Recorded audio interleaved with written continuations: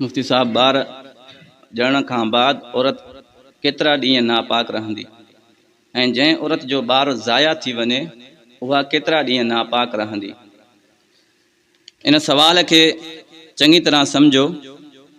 हिकिड़ो आहे औरत खे हर महीने ब्लड ईंदो आहे, रतु ईंदी आहे, उनखे हैज़ चइबो आहे। हर महीने माहवारी जेकी औरत खे ईंदी आहे, घटि में घटि उहा 3 ॾींहं हूंदी आहे, 3 ॾींहंनि ताईं, ऐं ज़्यादा खां ज़्यादा 10 ॾींहं, इनखे हैज़ चइबो आहे। ऐं इन्हनि ॾिहाड़नि जे अंदरि औरत नापाक रहंदी आहे।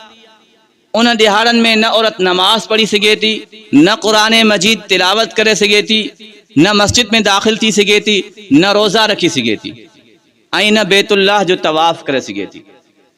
इन्हनि ॾिहाड़नि जे अंदरि कंहिं औरत जी आदत हूंदी आहे 7 ॾींहं जी, कंहिंजी 10 ॾींहं जी, कंहिंजी 5 ॾींहं जी, ज़्यादा खां ज़्यादा 10 ॾींहं, घटि में घटि 3 ॾींहं, इन जो इहो मुद्दत आहे।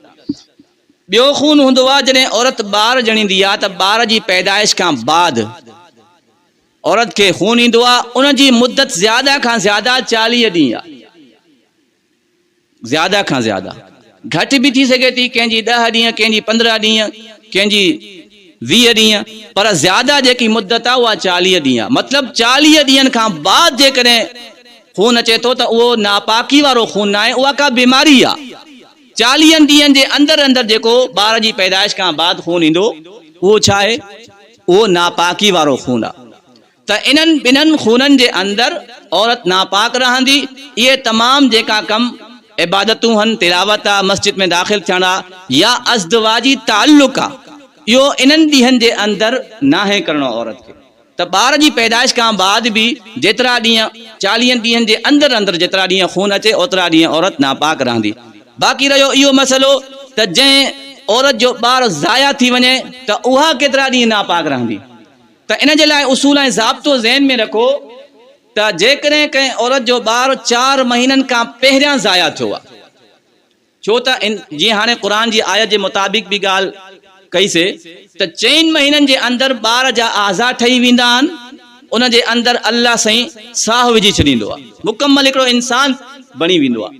त 4 महीननि खां पहिरियां जेकॾहिं ॿार ज़ाया थी वियो आहे ऐं उन खां बाद औरत खे ब्लड आयो आहे त उहो ब्लड निफ़ास जो न आहे, नापाकी वारो ब्लड न आहे, हैज़ जो थी सघे थो लेकिन निफ़ास जो न आहे।